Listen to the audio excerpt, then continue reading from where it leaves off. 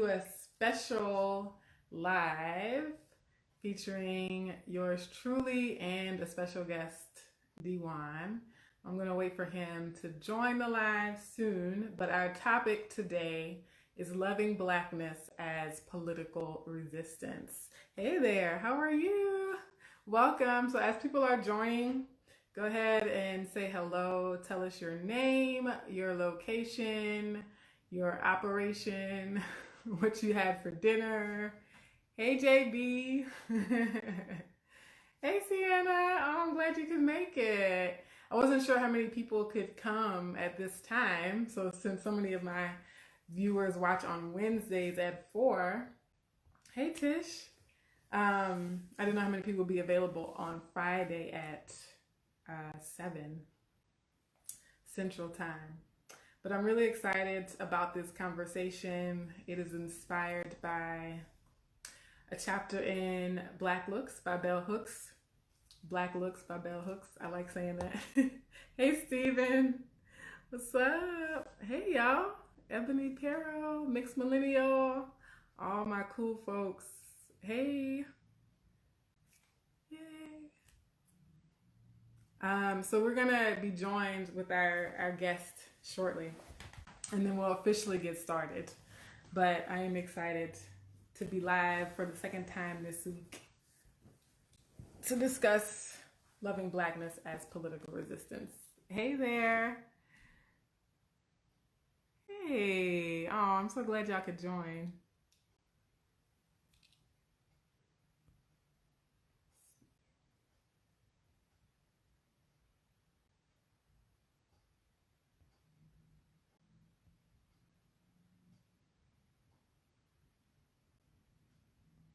Oh, Lee Family 2027. Okay. So it doesn't tell me each individual person who's joined necessarily. But regardless, I'm happy to have y'all. Do you have any new people who haven't watched before? Hey. My question, I want y'all to be asking questions and leaving comments because y'all know I like to be interactive. And so even though I'll be posing questions to D1, you all can pose questions as well, right, on this topic of what's the antidote to anti-Blackness. Michelle, okay, I'm glad to know your name so that when I see you in the comments, I could say Michelle instead of trying to sound out your screen name, your handle. Yay. Okay, let's see. Sorry, y'all. I'm getting text messages, so I don't want to cover up the camera. Hey, Kendrick. How are you? So that's what that stands for. I'm always curious to know what people's handles stand for. Kendrick, KD Junior. Are you? Maybe you're a junior too. Where are y'all watching from? Do you have any international folks? I know it's pretty late for an international audience in the UK, etc. But maybe we have some night owls. Yes. Okay, I see you there. So you can just send me the request to join. We have a crowd waiting. Oh, California. What's up? I lived in the Bay Area for a couple of years. I got family out there.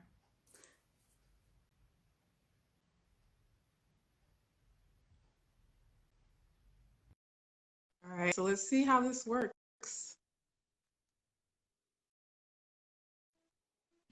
Oakland. Hey, Oakland. Dr. Webb, how you doing? Hey, D1, how are Good. you? You already know. I'm feeling melanated, Yes. motivated, ready to do my thing. Woohoo! I'm looking at all these people watching from around the world. We Oh, have Calgary somebody is from up there, so Alberta. Yeah, yes, I just saw a indeed. shout out to Oakland. That's Oakland in right. the house. That's right. Oakland definitely in the house, like our boy said. Oh, Cali too. Um, How you feeling? yes. I'm doing great. I'm excited about this chat. I'm Okay. excited to talk Right. about loving Blackness as political You know how resistance. we do. So I was saying when I came on that this was inspired by Black Looks, the book by Bell Hooks. Mm-hmm. It's just so fun to say. Classic. So before we jump in and like introduce you, you can tell folks a little bit about yourself if they don't already know, and kind of talk about the topic itself. I want to read a quote, a short quote from Bell Hooks about this topic, right? So for all my folks listening, if you haven't read any of Bell Hooks' work, this quote will hopefully entice you to do so, okay? So she says that collectively, Black people and our allies in struggle are empowered when we practice self-love as a revolutionary intervention that undermines practices of domination. Loving Blackness as political resistance transforms ways of being and looking, and thus creates the conditions necessary for us to move against forces of domination and death and reclaim Black life, right? And so Bell Hooks was writing about reclaiming Black life long before the Black Lives Matter That's movement right. started, right? And so that has always inspired me, like even without really knowing any language to go with it, right? And so when I Mm-hmm. found this piece by Bell Hooks, she helped to articulate, right, a For lot of the sure. things I had been feeling. So before we get too deep into that, go ahead and Don't hurt tell them too folks early. Don't hurt them a too little early. bit about you, your name, where you're calling in from, that kind of thing. For sure. My name's DeJuan Owens. As of now, I'm in North Carolina, but I'm always on the grind, trying to roll. But I think everybody's been put on ice a little bit because of this quarantine. So obviously have more time to, kind of get in my thoughts, get off the grind, reflect, read, learn, right? Um, Professionally, I'm a prize fighter. You know how it is. The system, you're defined by just how you make your money, right? Even though we know that's not the case. But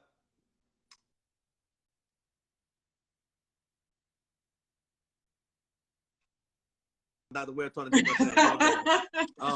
Probably the most definitive marker of what I am is someone who's about justice. I try to, I'm committed to justice in every way that I can be. In addition to being a prize fighter, I'm a self-defense instructor. That's something that's very, very important to me. Combating gender-based violence and intimate partner violence.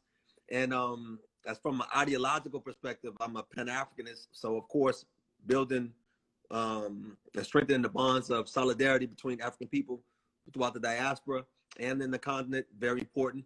And I think, the more you get into combating systems of oppression, you learn more about kind of where you're situated on this kind of silly hierarchy. And then you start realizing how, what your duty is to build other people and use whatever type of privileges you may have. So that's kind of how I come up on this journey. So pretty much every aspect of domination is an enemy to me. So I want to lay siege to all of these damn systems of oppression, all of them. Yes, absolutely. And we got a fellow North Carolinian Okay, watching. okay. So Sienna over Sienna here. says, That's right. hey, That's right. Sienna is my homegirl for sure.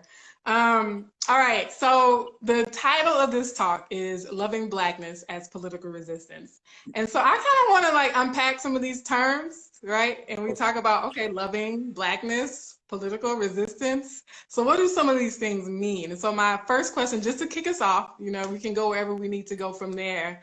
But what is Blackness? How do we know what that is when we see it, right? How do we recognize anti-Blackness when we see it? So what are your thoughts on Blackness itself as a concept? Well, two things. One, I'm going to jump into that, but how real you want to keep it? You want to let them know how we go back and forth about the title? And y'all, so y'all, Dr. Webb won the fight. She beat me up about the title. I was trying to do affirming Blackness, but she was doing loving Blackness. And here's the thing. Our sister was right because it was built off of that quote. And yeah, Bell Hooks just dropped some hot fire on us. So yes, indeed, you're right.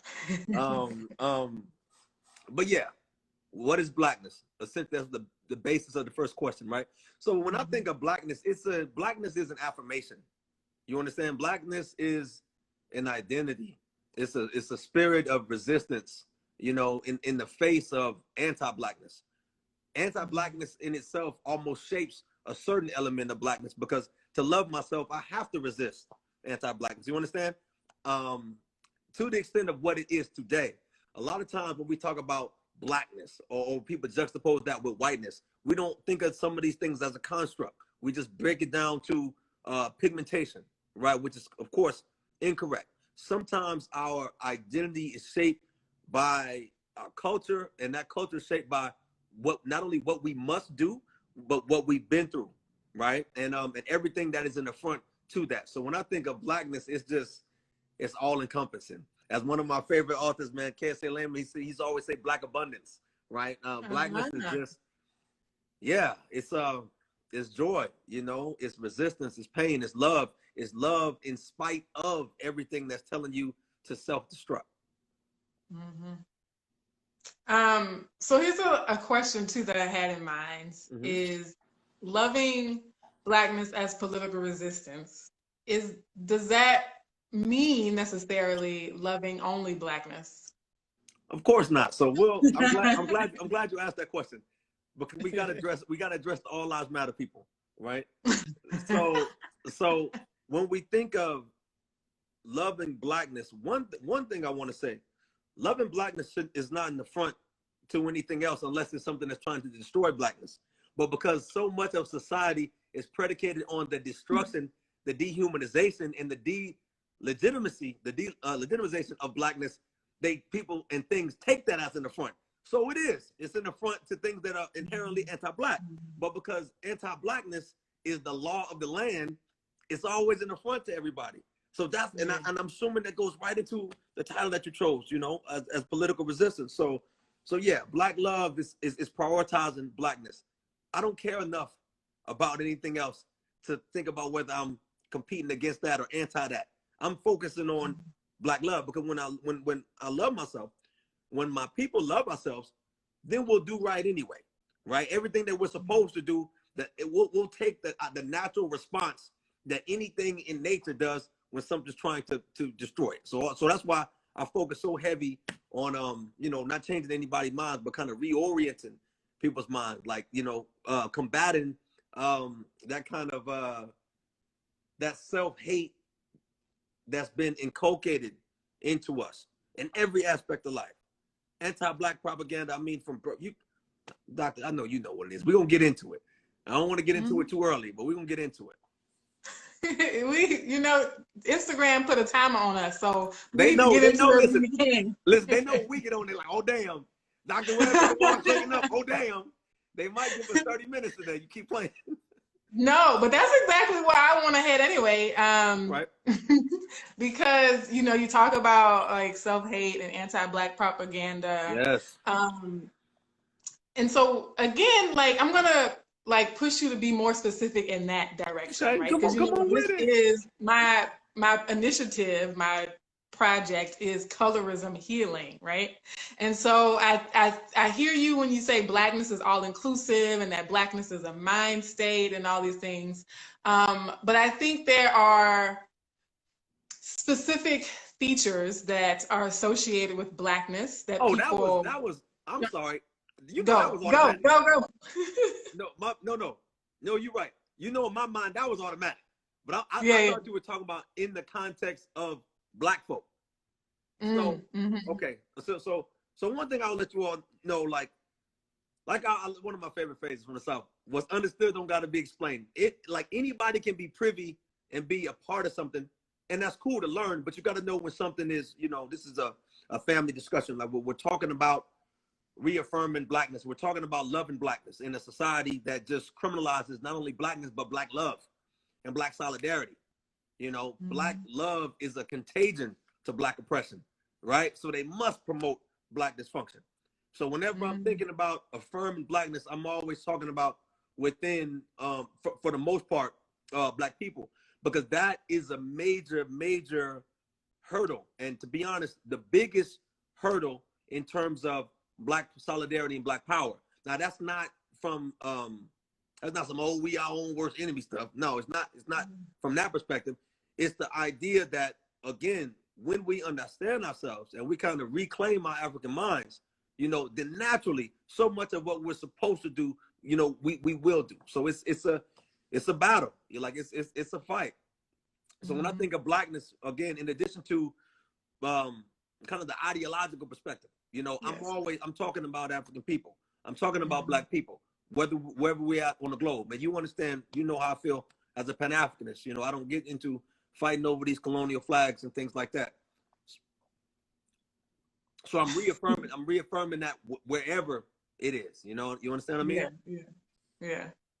I think one of the aspects of anti-Blackness is looking at even like cultural folkways. You know what I mean? Yep. Like, and I'm just breaking it down because even if this is a conversation amongst our people, right? So we have some of everybody watching. That's okay. You can Even watch like it. among Black people, I think we don't fully understand or fully understand, much less fully embrace, right? Even certain things that are a product of African culture, right? You Or being nice the to him, Doc. African diasporic culture, right? Things from language, like the way we stigmatize language because it's been stigmatized in other facets of society, the way we stigmatize how great we are at dancing. You know, I'm just gonna put that out there. You know, not every Black person can dance, but a lot of us can cut a rug. You know what I mean? And so we say, oh no, you too loud, or you too this or too that, right? And not that Blackness is monolithic, right? So I'm not going there either, but there are certain things associated with Blackness, right? Black cultures, plural. Wherever Again, we are on the globe. we are diverse as Black people, right? That people that we as Black people try to suppress in some way, or try to dampen down, or we try to dim our light, right? Or not be as, you know, flamboyant, or, you know, like get it in like we typically do, right? There's a certain like expectation of like decorum, and you know, to be intelligent means you talk like the white man, or you dress like the white man, right? And so I think in terms of us, for like Blackness being, it could be your physical features, right? So like for a lot of us, our hair and our skin tone and our nose and our lips are features of, you know, our African ancestry that we have been that has been demonized, right? But it could also be things like language, like the music that people is too loud. It could be, you know, the food you eat, you know what I mean, that we have been told was less than or not good enough. You know what I'm saying? And I think, you know, you mentioned like when we were leading up to this chat, you know, that it's not just white supremacy that's the issue, but it's also like internalized, you know what I mean? 100%. And fighting against that. So like I do definitely like, while I'm educating the masses, I am really about my people, you know, healing that, you know, for ourselves. So I kind of want to go into like other aspects of this question because I want to. Where you want to go, and you being real nice, being real nice. Whatever you want to do, you call it out. We ain't gotta hurt some feelings. So then we're kind of already getting there. We're already like skirting around the issue, but thinking about resistance, and people like again thinking about Blackness not being monolithic, right? I think we also do a disservice by thinking about resistance as this one thing. So I'm really curious. I'm gonna withhold some of my perspective on that because you are the guest. Let me slide in. Let me slide in. And so I gotta be honest. When we hear Black people, anybody, well, when we hear people say Black people aren't a monolith, this is usually someone who's appealing to white sensibilities, and they're trying to say, "Oh, I'm a free thinker." Right? We're all not one. So basically, I'm different. I'm the exception. Here's the thing. Whether we're a monolith or not, we can say we're monolithically oppressed. So we all need to monolithically get on code. You understand? To be about African liberation. So to me, to the extent that people can be, I mean, who else said that? It doesn't make any sense. African people, wherever we are on the globe, it's not a coincidence that we just happen to gravitate towards certain things. That's nothing. That's not in the front to anything. But when you are dominated socially, people can convince you things that are kind of naturally your essence. They'll say that's wrong. Things that are alien to their culture, the dominant society's culture, they'll say that's wrong. So even when you talked about the way people talk, that's why when we're talking, I'm going to speak in this Black Southern vernacular, but at the same time, I might say some words that people like, they don't know what that means. I'm not changing nothing. I'm not changing that. If you're an academic, when I start getting into that Southern twang, you might have to get hip and go find out what I'm talking about. If I'm rocking with my people on, on a community level, you might have to get, step get on your Cornell West a little bit and do some research to see what I'm talking about. But that's what it is. And to me, that's what we mean when we say love and Blackness, not feeling like we need a certain kind of pre-packaged Blackness, which is usually like a stereotypical Black box that some oppressive society says, hey, this is the good Negro. This is the good Black folk. Don't have locks. Don't have natural hair like Dr. Webb. You need to perm your hair. Black man, you need to cut your hair low. You need to speak like this. You need it's a rejection of all of that, because we have to understand there's no inherent legitimacy in, we can say non-Blackness, but you already know I'm talking whiteness. There's no inherent legitimacy in there. But because we've seen whiteness be the standard and pallbearer of legitimization, we think that we're socialized to believe that all things that we feel are intrinsically Black are wrong. And we got to reject that garbage. We have to reject that. Yeah, and I think that goes into what people call respectability politics. For sure. And even things like, that the class divides even amongst, our forefathers and foremothers who were doing civil rights work. And how, you got this sense, like for me, even growing up, I got this sense that, yeah, we love Blackness as long as it ain't too Black. Right. Oh yeah, we love Blackness as long as, it doesn't upset our sensibilities, right? Or as long as it's not a Blackness in front of non-Black folk. That's another one. You see what I'm saying? Don't get too. Yes. If we're going to air it out, Dr. Will, we're going to air it all out. If we're going to air it out, we're going to air it all out. Come on. The whole, why are you embarrassing me in front of these white people? Exactly. So we got to respect that. That's like that whole, that bourgeoisie, boule, talented 10th, brown paper bag test, Lynx, Jack and Jill garbage that we got to just throw in the trash and reject. We have to do that. Fannie Lou Hamer used to break this down over 50 years ago. She saw the jig for what it was. We have to see that. And so now, in terms of that kind of class stratification, we don't fall for it as much in terms of like a professionalism, but we fall into it in terms of like entertainment, and money and currency and things like that. Like what we call class signaling. If I dress in this way, I'm signaling that I'm different. I'm a special type of Black. I'm not like the rest. We gotta have a wholesale rejection of that. So if I say I'm about Black people, I'm about Black liberation, I've got to protect and advocate for my people, whether the enemy is foreign or domestic. So I don't care if you're a white supremacist or you're a white supremacist in blackface. You understand? You're an enemy. If you're not about African people, if you're not about Black people. And sometimes, there's a level of nuance and patience that we got to have, because our people, all people have been taught wrong. Let's be clear. We've all been taught wrong. We've all been socialized into a lot of garbage, especially in terms of like what power is. But in terms of Black people specifically, we got to have patience. A lot of times you're competing when you're talking to people, you're trying to compete in one conversation with 2, 3, 4, 5, 6 decades of socialization.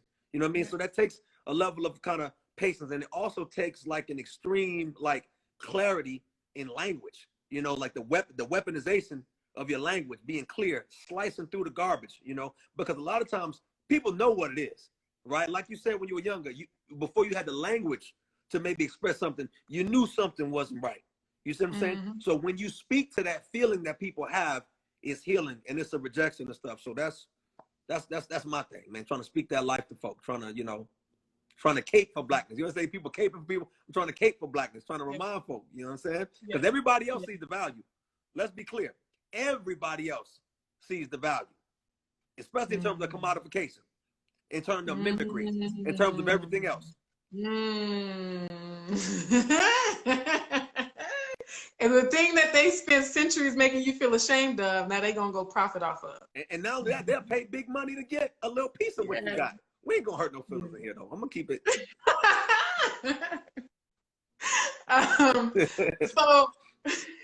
So we were breaking down, again, for people who are just joining, the topic is loving Blackness as political resistance. I'm Sarah Webb of Colorism Healing, and I'm joined by Dewan. Listen, I never correct you. I love it. It's Dewan, but my grandma calls me Dewan, and one of my favorite aunts calls me Dewan, and one of my favorite aunts. So I like it. Okay, cool. And so we just were kind of breaking down, like, okay, so what is Blackness? If we're telling people to love it, what is it that they have to love, right? But also, I do want to talk a little bit about resistance and forms of resistance, modes of resistance, right? Because I think this is such a good opportunity for people who are energized to find ways and to discover ways that they can best channel the energy that they're feeling, right? People want to move, they want to act, they want to speak, they want to help, right? And so I think we can be of service to those folks who are maybe new to it or looking for ways to revamp it or a renaissance. Or they know they're allowed to be Black right now. Let's be honest. Huh? Some of them know they're allowed to be Black for a little while. So let's bring them on too. I ain't trying to be pessimistic. I ain't trying to, but they out there. So we gotta let them know. Okay, now the society says you're allowed to be Black. Let us bring you on back home. Yes, come on home. And stay home. Yes. So how would you define resistance? So when I think of resistance, it's self-determination. Resistance is the projection of my humanity. You understand what I'm saying? If a society is built on anti-Blackness and dehumanization, then I must resist in the opposite way. I can't be like, if something is aggressively anti-Black, I can't just be kind of Black. You know what I'm saying? I got to be blacker than the Ace of Spades. I got to have a damn Black force field around me when I'm walking, an impenetrable, or as young Mike Tyson say, impregnable force field of Blackness. You know what I'm saying?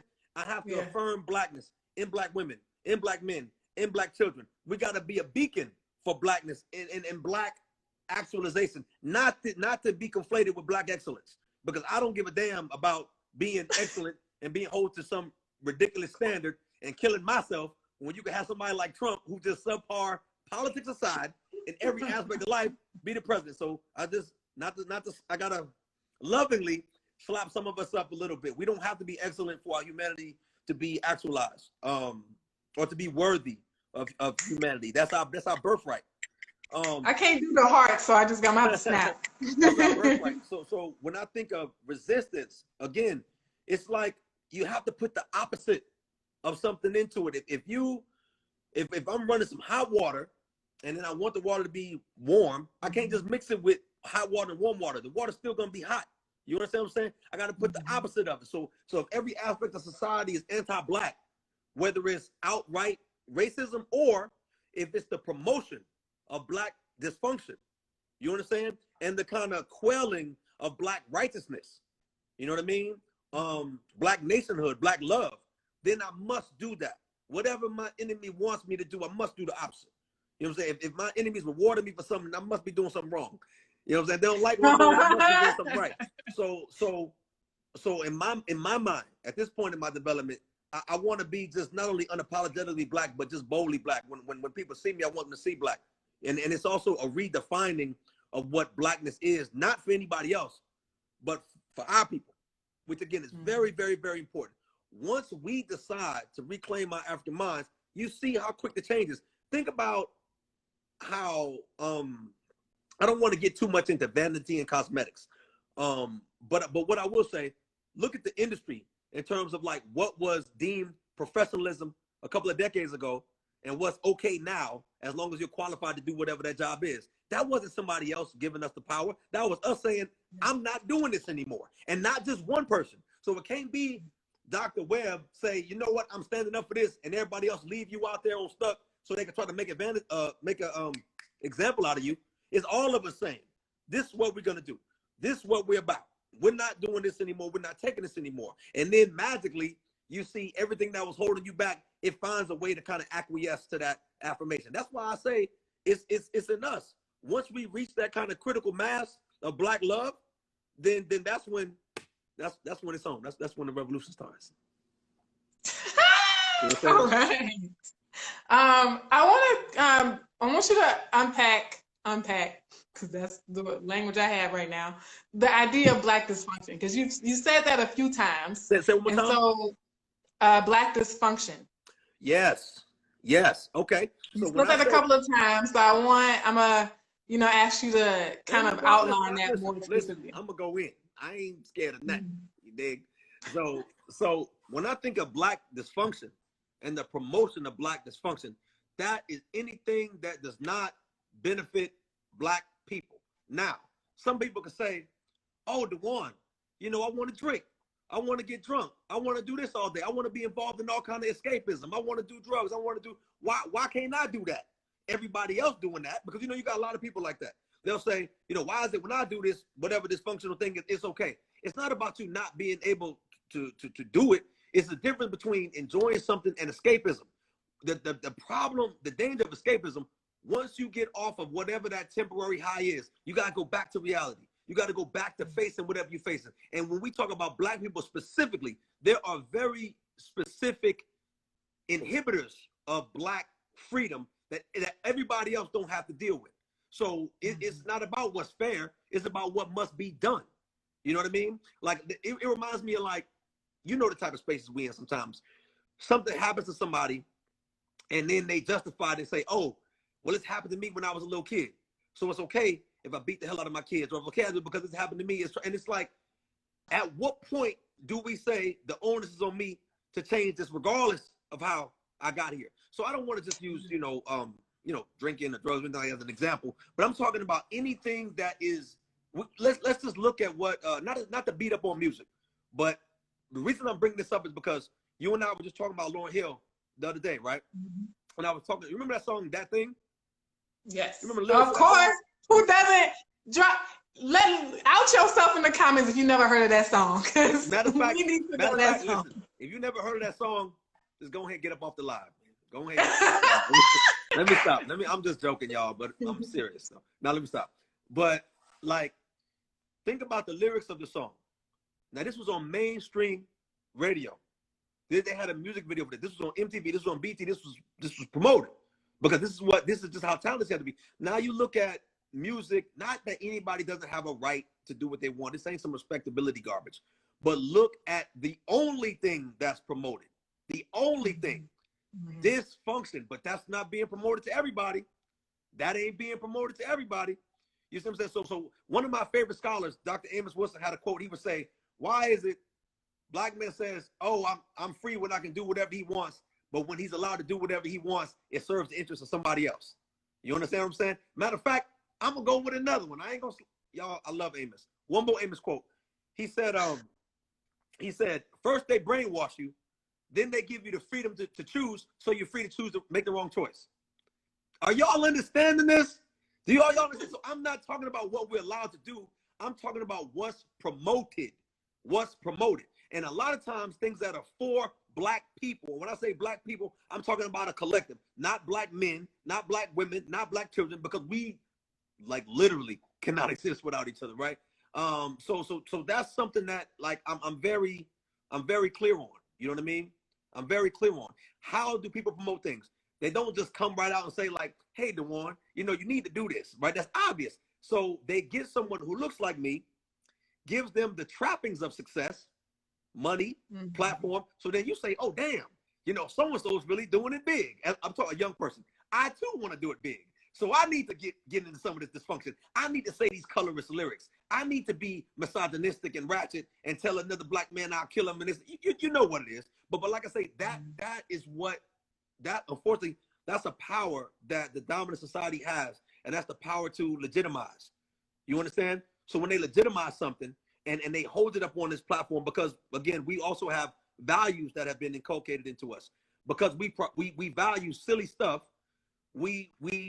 whoever controls what you value can control you, by kind of rationing out those little trinkets, and they can create behavior that way. Because we understand rewards are a means of control just as well as punishment.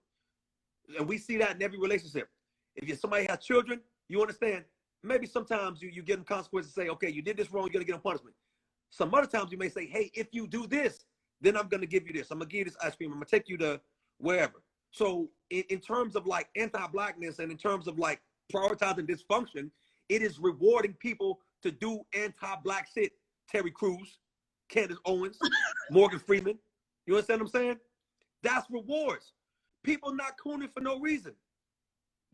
You know, there ain't no retirement plan because they'll charge you to the game when they done using you, right?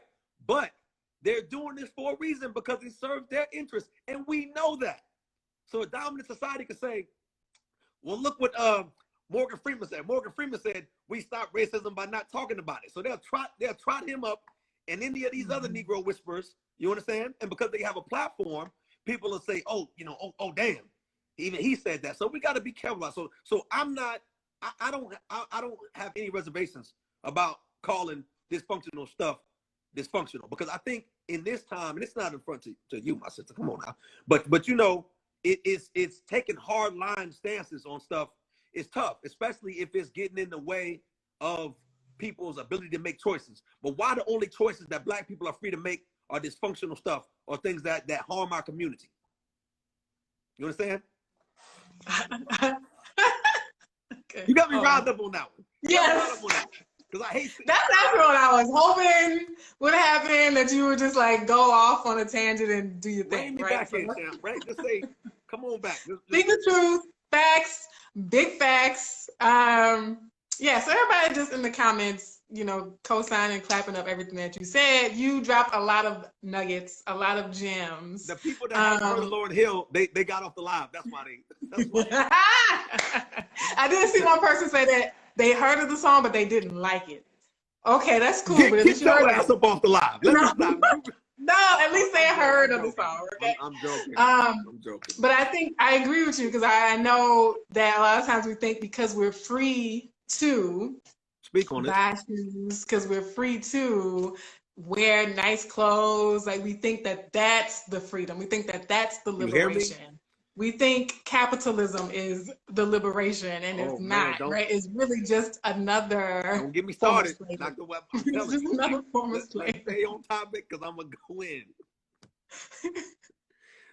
Don't get me started, Black people, but go ahead. I'm okay, so we went off a slight tangent from the idea of resistance and modes and methods of resistance, and so I want to just summarize. You did point out that an important aspect of resistance is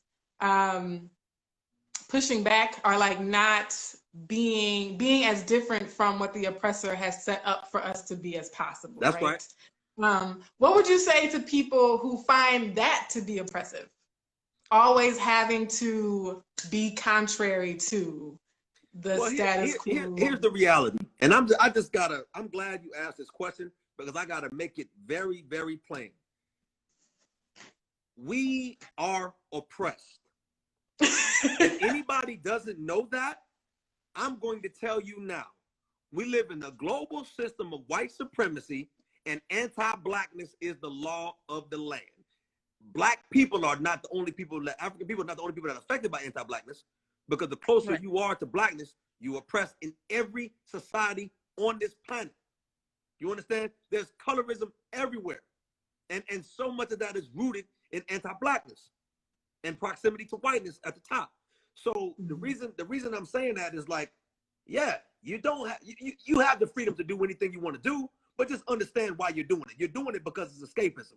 You're doing it because you want a nice little comfortable corner in the slave quarters instead of burning the whole joint down. You're doing it because you wanna make it out for yourself and be safe and say, oh, I'm good. I can transcend Blackness. I can transcend Blackness. I'm all right. That's what you want to do. And if you want to do that, fine. But don't think there's some kind of freedom in you doing things that are harmful, not only to you, but to Black people. We have a goal. We have an ancestral mandate that was passed down to us, and that is the liberation of black people. Now, if you are not a part of that, fine. But what you're not gonna do is come in our conversations when we calling out the silliness and the anti-blackness and say, oh, you know, you saying I'm not free because I'm not free to do what I want, even if what I want is killing me and killing black people. Stop it. You've been doing what you want. What has that been doing for black people? And this is the thing I'm not understanding. We did it your way. We let you be dysfunctional. We let you do all the goofy stuff that you want to do. How has that happened to us? Look at every so-called good statistic and look, and we at the bottom of it. Look at every so-called bad statistic, and we at the top of it. That's y'all way. That's the consumerism. That's the trickle-down black capitalism. That's the bougie boule classism. You understand what I'm saying? Their way ain't working. Yes, and I think too, like even hearing people, I like when you said people think they can transcend blackness and be free, right? Come on and now. not realizing that leaning into blackness, as Bell Hooks suggested, is actually the way to undo and crumble and topple the system, right? Because when people say things like, "Oh, well, what are you?" and I'm like, "Oh, I'm human. I'm human," right? And I hear a lot of black people say that, and they think that that's a form of freedom, right? And so again, that's the opposite of loving blackness as political resistance, but right? You're trying to distance yourself from blackness. Right. Let's be honest about that. The only reason you want to distance yourself from blackness is because of the position that blackness has been relegated to. You ain't, you know what I'm saying? You don't hear nobody else about, oh, I'm just a human, right? It's just because black people have been systemically and socially dehumanized. Now you want to be human, but you think to be human is to be unblack, as opposed to reframing and reorienting your mind about reaffirming black humanity. You understand what I'm saying? So again, so much of that is escapism. That's all it is, because they know what it is. They know, like people know. But again, I said this the other day, when a lot of young folks say, oh, you know, they love using the word woke. So-and-so woke. So everybody's woke. These jokers are playing sleep, because if you are awake, that means you have to do something about it. But they don't want to do nothing about it. So they want to just play dumb. You know what I mean? Yeah. Until they get bit. And then, oh, damn, now, you know, then they on TV talking about something like, oh, it's 2020, racism still going on. Then they want the black community to kind of rally behind them. Come on now. You was OJ a minute ago. You wasn't black. You was OJ a minute ago. And now, you mean, now you don't. Yes. Ooh, yes. That's a good example. And when you said, like, when I asked the question about what would you say to people who think that, you know, always having to be like contrary to the system is like taxing or oppressive, you know, I think about going back to music. I think about people who don't want to cancel people who are very misogynistic, are very homophobic, are very anti-black, are very colorist, right? It's like, well, you know, I grew up listening to that rapper or to that singer, and I don't want to stop listening to the music because it means so much to me. And so I think, yes, resistance is hard. Like that, yeah. But that's getting free, liberation. Like nobody said it was supposed to be a walk in the park. Exactly. So yeah, no, and then you just made a major point. Like no one said it's easy, but shit, being oppressed isn't easy. But here's the thing: when you're fighting for your liberation, you're fighting. You're not just fighting against something. You're fighting for something. So there's a goal. Oppression is unending unless you change it. You understand? Yeah. So these people are like, okay, well, damn, you know, it's I want, and again, it's just I want to survive in this oppressive system and be relatively comfortable. That's what they're saying, because it takes a little bit of sacrifice. But but if you don't fight this system, you're already sacrificing. You're sacrificing your humanity. You're sacrificing your dignity. And you might as well pick your children up and sacrifice them, because that's what you're doing. You're sacrificing our future generations, because they're going to have to deal with the same goofy shit that we're dealing with now, because you want to, I don't know, you want to be free, as long as free means doing anti-black or things that are harmful to black people. It's ridiculous. Yeah. And it's just like the concept of like freedom being, I don't have to put any effort into anything. I can just kind of like flow through life or whatever. Right. You know what they say? You know, if you flow through life, ain't no. Erykah Badu, her lyric, you know, keep on drifting, ain't no telling where you'll land. That's right. Okay. That's right. Shout out to my girl Erica Badu. That's real. So I think, yeah, we do need to be like intentional and put in effort to get to um the desired Yes. location, And the to me, here's the desired thing. destination. I don't think like you don't have to walk around. I'm not mad all the time. Right, I right. crown. Listen, black abundance, black love, black affirmation is fun. It heals me. I love it. It I got is. all the energy for it in the world. Like it's not. You don't Yeah. have to walk around in a constant state of just because you it's just a mission. You do what you do. This is what we must do. You understand? So I think reframing it as like not work, but just our overarching mission, and then you still deal with what you deal with in life as it comes. You take the good, you take the bad. I mean, you know what I mean? It's you know that's like somebody saying, "Oh no, I'm not gonna use that example because then people get lost." We'll talk. You know how it is. You know how it is. You know how it is. But Okay, so that's a perfect segue because I want to spend as much time as possible talking about then this third part of the title, loving Blackness as political resistance, because I do think that we need to spend a lot of time as Black people in that space, in the loving, right. affirming space, right? And right. it's important to like time. lay out the issues and talk about the problems and analyze it, but also like we need more of that loving affirmative space as well and energy. So in the context of Blackness and political resistance, what does it mean to love Blackness then, right? So what is love for Blackness as a form of resistance? What does that mean? What does that look like to you? Right. So we're not gonna just come with some straight Websters on here, like a strong emotional, bond and connection or something. When we say if you love something, you'll fight for it. If you love something, you'll protect it. You understand? If you love something, you'll protect it from someone else and you'll protect it from yourself. You understand? What was that? Oh man, one of these old hot fire quotes back in the day. They were like, if you love a flower, you don't pick it, you water it every day.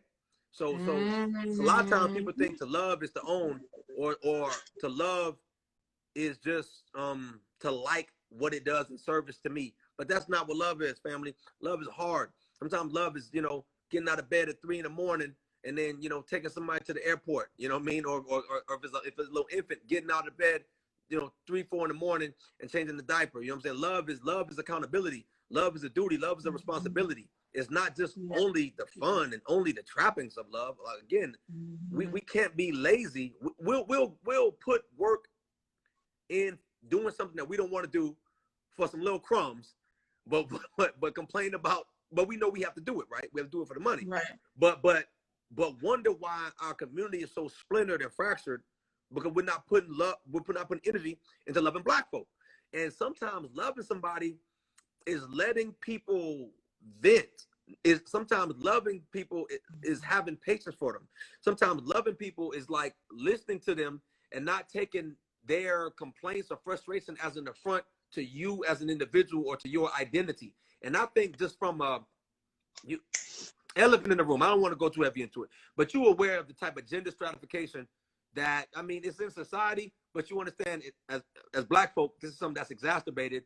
We won't get into too much why, but again, media, propaganda, things like that. But the effect it has, sometimes love is like listen to what someone says. And even if it kind of, it triggers something in you to naturally want to be defensive, it's a don't take it as an affront to you. Affirm what this person is saying and see how you can do and be better. And if it's not an affront to you, then that means it's because you're usually not doing that thing. Usually that kind of defensive comes from there's some element of what they're saying in you. So again, regardless of how we got in this situation, it's our job to heal. And that takes like expertise. That takes everybody's not going to be able to be a Dr. Webb. You know what I mean? And we just don't have that kind of time. But what people do to learn, to study, but what people have to do is give each other the same type of patience we give everybody else, especially the dominant society. We'll let people do any and everything to us, and we'll never say, oh, that's whiteness. Oh, that's this. Somebody go to a Black-owned restaurant one damn time, and then this person forget to put 20 fries in there. They put 18 in there, and you say, see, that's why I don't go to Black-owned restaurants. They go to white-owned restaurants. They go to white-owned restaurant all the time. No matter what happened, they don't say That's why I don't go to white-owned restaurants. They say, well, I don't like this cashier. Or they say, that's why I don't go to the Hobby Lobby on Highway 55. They don't even they don't even do it wholesale of that entire place. But even if they say, yo, I don't go to Target or whatever, period, they don't say I don't go to white-owned businesses. You see what I'm saying? They don't see that as an affront to whiteness. But when it comes to black folk, it's like now, anytime there's some bad shit happen, it's the totality of black people. So when I talk about loving black folk, again, that is advocating for blackness. Every damn day, every time you see or smell some anti-blackness, whether it's coming from a non-black face or a black face. When you hear these Negro naysayers saying stuff, oh, well, you know, well, we can't do that. Well, you know, black people are always gonna do this, or black men ain't shit, or black women is black. No, get out of here with that. You know, you can say, because you don't want to, once you speak to that, and then you start having an orientation like that, now that confirmation bias comes in, you start looking at that, you start attracting that, you start finding these kind of social networks where there's just an echo chamber of anti-blackness. And when I say anti-blackness, that could be a group of black men saying anti-black women stuff. That could be a group of black women saying anti-black man stuff. Anti-black, it's still anti-blackness. You understand what I'm saying? So we got to be clear. A lot of times, you know, what I see online, if I'm honest about it, it's a lot of trauma bonding, right? And there's nothing wrong with, you know, speaking about what happened, but just because something happened to you, that doesn't mean you're an expert on how to heal that thing. You see what I'm saying? And that is where I think a lot of times people get conflated. Like, okay, if I want to learn about this thing, I'm going to go to a space that's talking about this thing. But somebody could be talking about their experience with it. That doesn't mean there's expertise in how to solve it. And it damn sure doesn't mean that they even have the goal of solving it. I told you, I got all the patience in the world to talk about black issues with black people, but it has to be rooted in the idea of wanting to do better. Because I'm not going to be dealing with somebody who just wants some anti-black stuff and they, you know, and that's just what they want to do. No, you can talk to somebody else. You know, I'm about healing. I'm about solidarity. I'm about liberation. And you understand why, for me, that's so necessary for the overarching goal of what we must do. You understand? So, yeah, that's how I feel on that. So you said a lot. I think you don't pick it. I'm going to go back to the original flower analogy, right? You know, again, I'm an English professor, so I love metaphors. Okay, you know that was for you. You know that was for you. So you don't, if you love a flower, you don't pick it, you water it.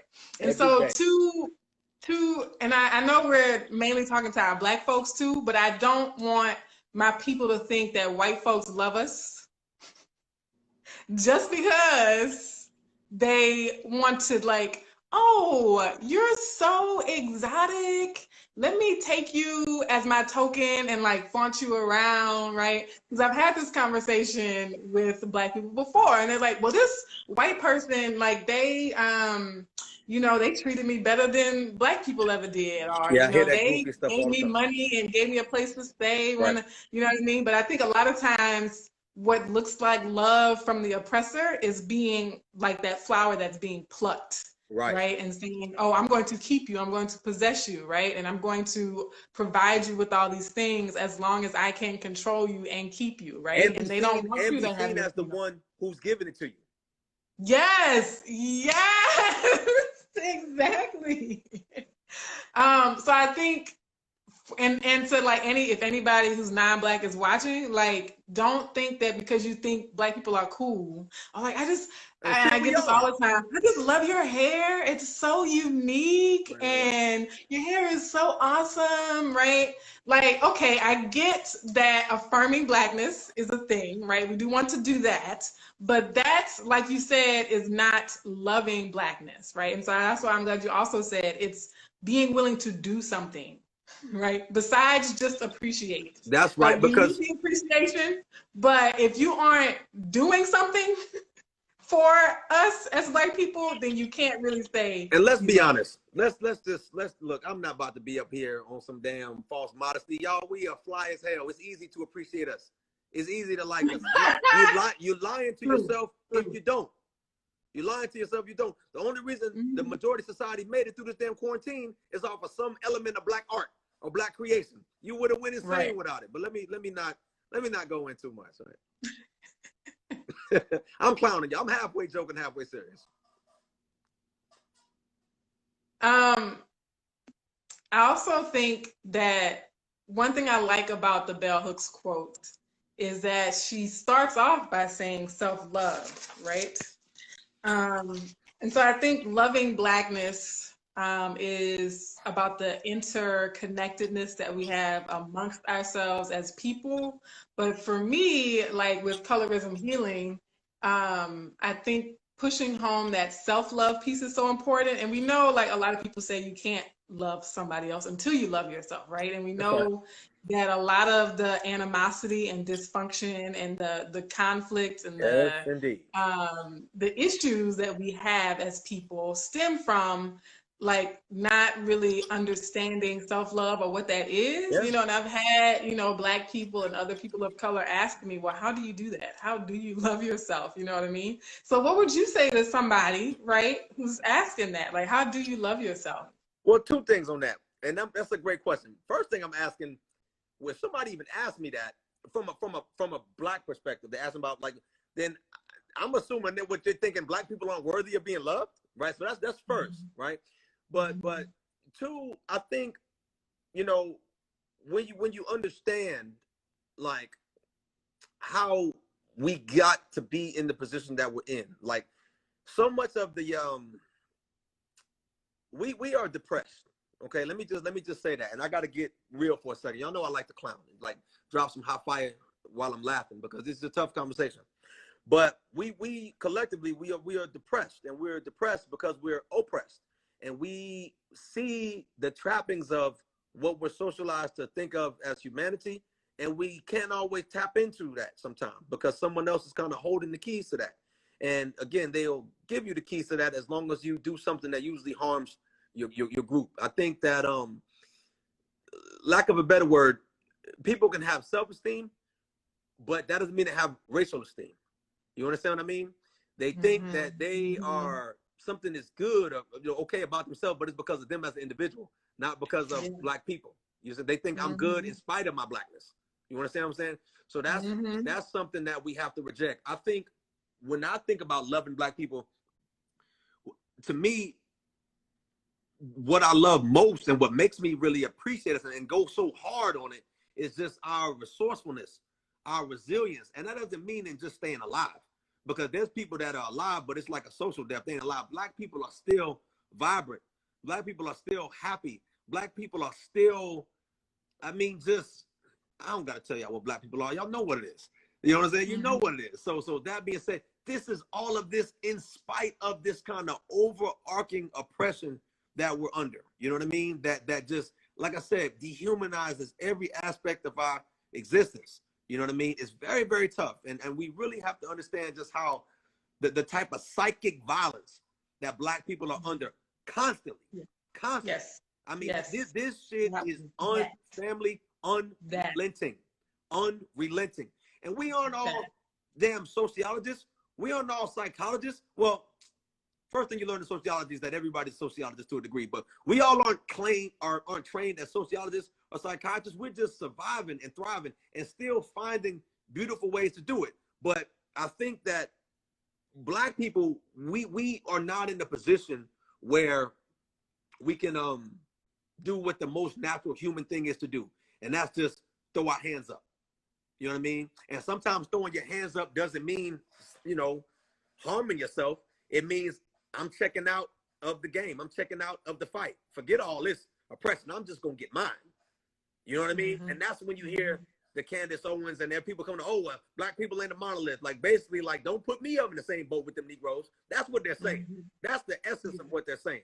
So I think when I think about loving Black folk, it is reminding ourselves everything that we do and everything we are in spite of an oppression that, I don't want to get into comparing oppression to people. I'll just say, in spite of centuries of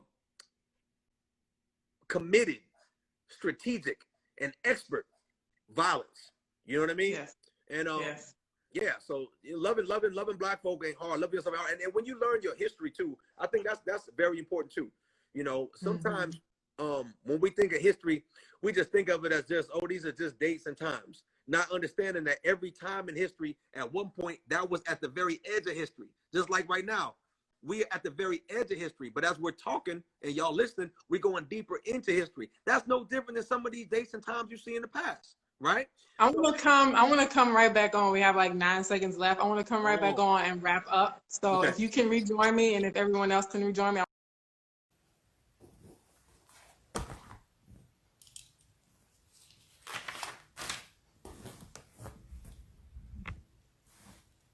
Okay, so we're back. I just went live with D1, and I want to wrap up. I didn't want to just end it in the middle of our conversation. I wanted to have an official conclusion, especially really driving home some of the points that people were making in the comments about the need for therapy. We know that amongst our people, therapy has a stigma to it.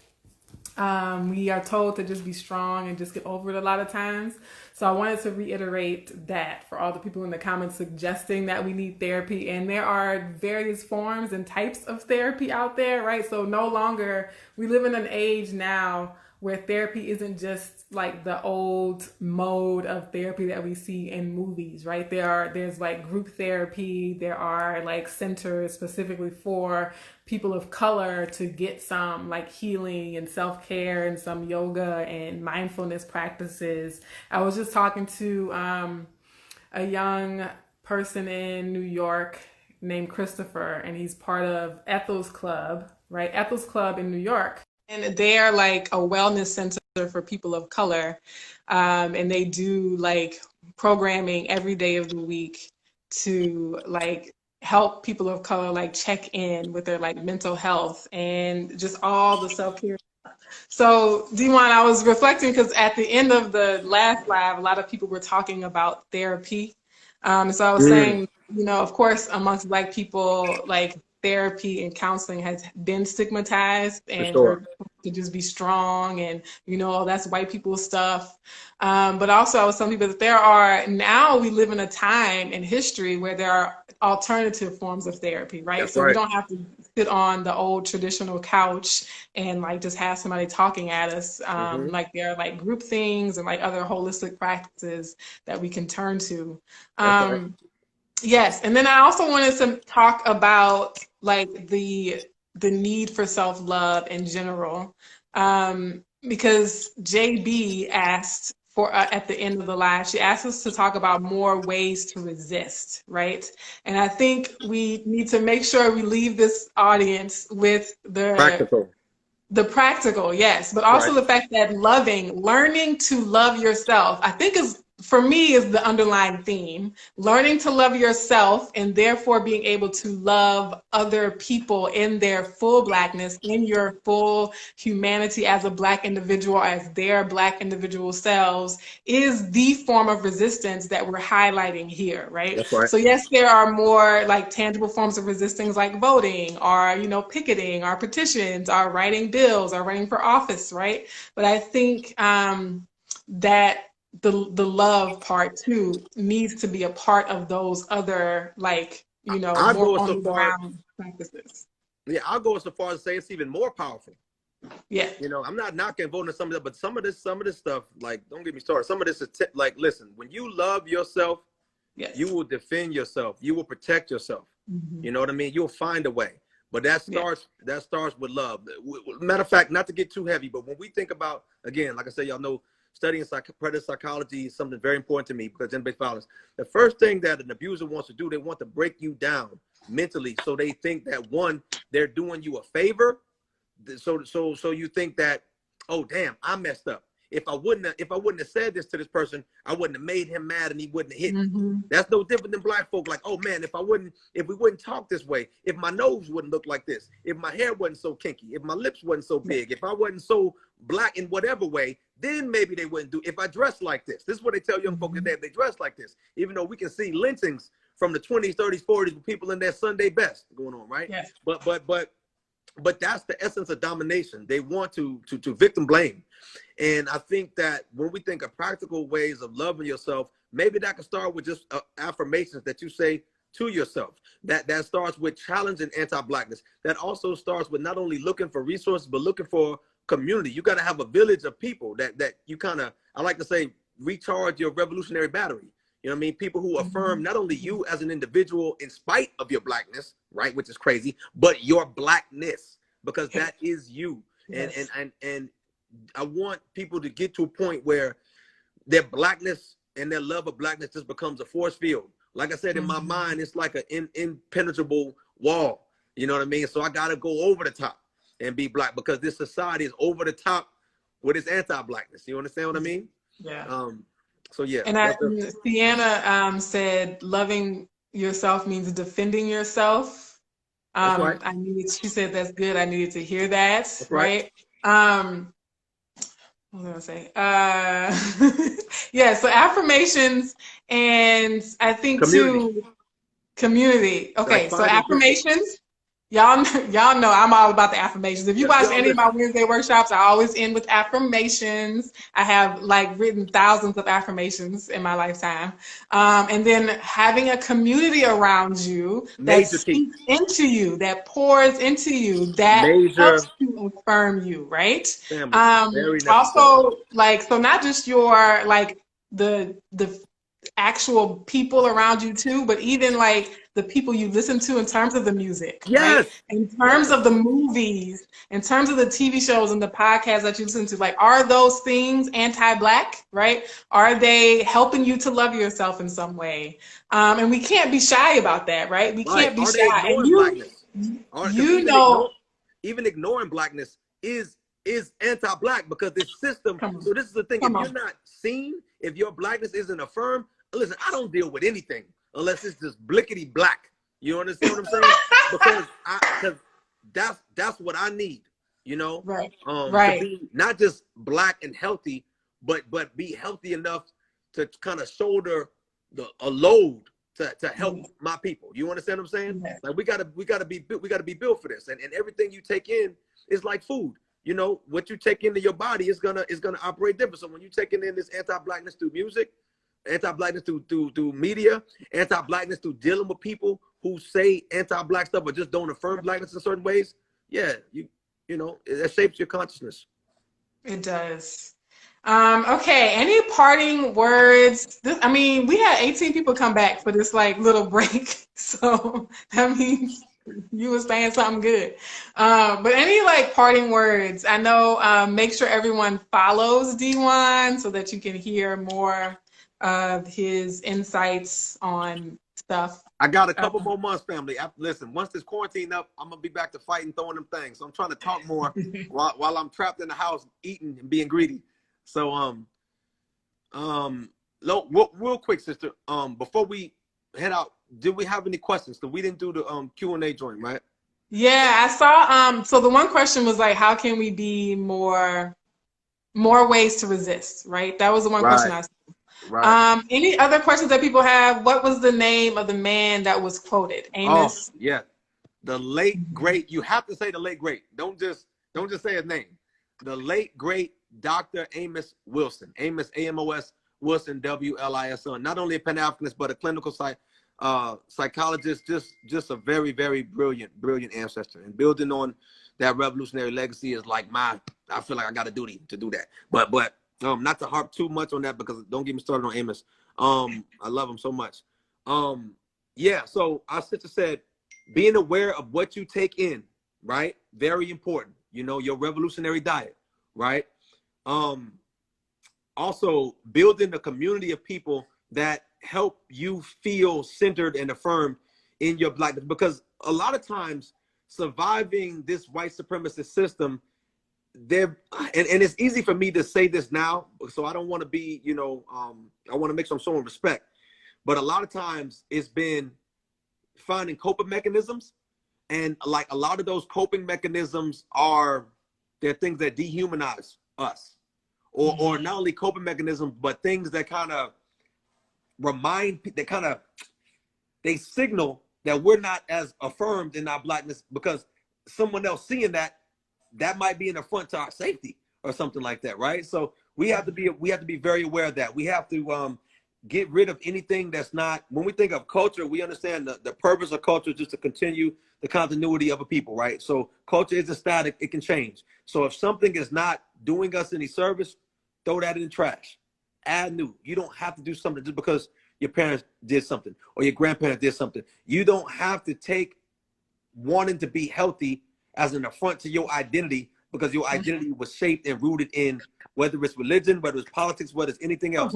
Listen, I can say it like this: look, mama, I love you, but I'm not doing this because I this is, you know, this made me feel this way when I talk. So I'm not gonna do that to my kids. And I ain't talking about, you know, I ain't going in on my mama, y'all. But I'm just using that as an example, like, or your sister, or your brother, or your dad, whoever. Like, I don't have to allow you to harm me or to perpetuate cyclical harm because it's happened, and now that I'm on the higher end of the power structure, I can kind of I can do that to someone else and not like, no, we gotta reject that. So basically, if it's serving you, good. If it's not, let it go, charge it to the game. Create a family outside of your family. That could be just people you know online who I like following that stuff. Listen, I love it. I'm gonna say it to you, Dr. Webb. I love looking at Dr. Webb's page. The first time I saw her page, it just, I can't explain how I felt. And I reached out immediately. And once we started talking, it was just boom, like that. I feel like I've known her forever because I know what she goes through. You know what I'm saying? I know how she sees the world through this lens of just, you know what I'm saying, of clarity in terms of all this haze of anti-Blackness that's just pretty much invisible and sometimes. So so building that community. I also got like some village elders that really hold me accountable, like women and men mostly, but that'll be like, yo, you wildin'. You should not have said it like this. You should have said it like that. That type of stuff is important, you know? And so yeah, I think that's important. And of course, I know I don't want to get, like, some people always say, oh, read. Yeah, reading is important. But listen, family, I don't care how you get the information. If you can disseminate the information, you know, because sometimes people, you understand, people get into that, like, they try to say, no, listen, if you can learn something on YouTube in 5 minutes, that would have took you, we in a fast-paced world, you know, whatever. Read if you'll win it if you can, as much as you can, but also read literature, videos, and take things in that kind of affirm your Blackness and educate you on not only what we are, but how we have become, like, how we've been relegated to the position that we're in. Because I think decontextualizing our position in the world can really lead to a lot of kind of internalized oppression too, and that's also not an accident too. That's by design as well. Yes. Sienna asked about the Nick Cannon thing. So Sienna, I have to admit, I don't know what Nick Cannon said. I try to avoid certain kinds of news, but I imagine it was out of pocket. So do you know what he said? Yeah, I'll be super quick. Super quick. I hate celebrity news, but we got to do it. But great question, sister. So he said something. He felt it was true. Some people said it was anti-Semitic. Some people said it wasn't. And then he apologized for it. So a lot of the communities kind of split on that. I don't really care, you know, what he does. But what I will say is this: if something is the truth, it doesn't become untrue because someone responded negatively to it. I'll leave it at that. And I also want to say, in terms of Nick Cannon, like, well, not Nick Cannon, celebrities, whoever, at what point is your paper straight enough to say, you know what, I'm not going to be controlled. I'm going to say what I have to say. So that ain't me affirming what he says, but I'm just saying, like, y'all, it comes to a certain point where, you know, we talked about rewards and punishment as being a means of control. So when you are saying things that are affront to other people, or you're speaking on things that are empowering to you, if you're empowering yourself serves to kind of disempower or challenge the domination that someone else has, they're going to punish you for that. So I will leave it at that. Okay. Yes. Hair by Reese says they be folding. Yes. Also, we have listened to informative lives like this one. It's so helpful. So there you go. I will say one last thing about the self-love piece, and this may not seem directly related to Blackness per se, but you can't know if you love yourself if you don't spend time by yourself and with yourself. right? Major So key. for my Black people, we have to have intentional alone time, intentional solitude. We have to have solitude to be in solidarity. I don't know. I just felt like that was an interesting wordplay. I don't know if it's actually true, but We understand. so in terms of like that, you know, coming to love yourself, not just loving the features, right? Because obviously colorism, I do focus a lot on that, but just like your story, you loving your story, right? Loving, knowing all of your history and still loving yourself in spite of that. So we need Right. to like not be so caught up in the escapism that Dewan was talking about earlier. Don't, because we are afraid to be alone with our thoughts sometimes. We're afraid to sit with that trauma. We're afraid to sit with those triggers. We're afraid to sit with that pain. And so that's why we don't like solitude. That's why we do always try to go clubbing to take our minds off of it. And I understand where y'all coming from, because it hurts and it's like tough. And so it would be easier to just be like, I'm just going to smoke it away or dance it away or, you know, club it away or, I don't know, eat it away, right? Yeah. But we intentional got to go back alone and face time that and thing. like not turning away from it, like looking it, staring it down, looking it dead in the eyes and saying, I see you and I'm going to persevere despite you. So I think that's a big part of it as well. And I think like another thing I want to leave the family on is that like the blackest thing you could do, the most revolutionary thing you could do is love your Black self. Not only just loving Black people, but loving yourself. When you love yourself, you will be healthy to other people. Like I guarantee you, when you love yourself, you will be healthy with other people, because you are not looking for validation through them. You don't need them to make you feel worthy, because if they can make you feel worthy, they can make you feel unworthy. You see what I'm saying? So from a communal perspective, loving Black people means our legitimacy isn't based on when someone else says, hey, this has value. You understand what I'm saying?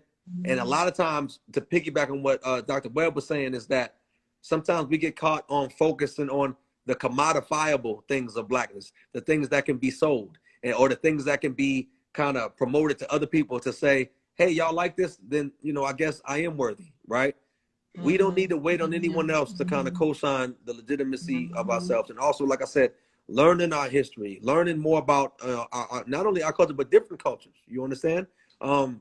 It's a very important thing. It's a very powerful thing. And having patience with yourself. Have the same patience for Black people that you have for everybody else. Have the same patience for yourself. Well, let me stop. Have more. Have more. Because they're not going through what Black people going through. Have patience for yourself as well. Very important. Be mindful of, I'm not telling anybody what to watch or this or that, but be mindful of the deception of anti-Blackness and how a lot of time is rooted in the promotion of dysfunctional things. And so we want to be very, very clear on that, because that's a very tricky, insidious thing that's yeah, it's very real. It's very real. Yeah. All right. We got to let our people go. I just want to say, my people in the comments, y'all have been so supportive this whole time. And sometimes the chat was going too fast for me to recognize, but y'all know y'all are my fam forever. D1, thank you for finding my page and becoming a part of my community. That's right. You have become such an important supporter of mine, so I appreciate that. Yeah. When you leave us all after quarantine and you're doing your thing, make sure you drop by every now and then and say hello. Will do. Listen, I appreciate y'all. Dr. Bud, this was a wonderful conversation. Thank you so much. If I didn't say it enough, I appreciate you. We appreciate you. We need you. Keep educating and keep putting the work in. Yeah. Thank y'all. All right, yes, indeed. Take care. See y'all on Tuesday and Wednesday for the next week's live. All right.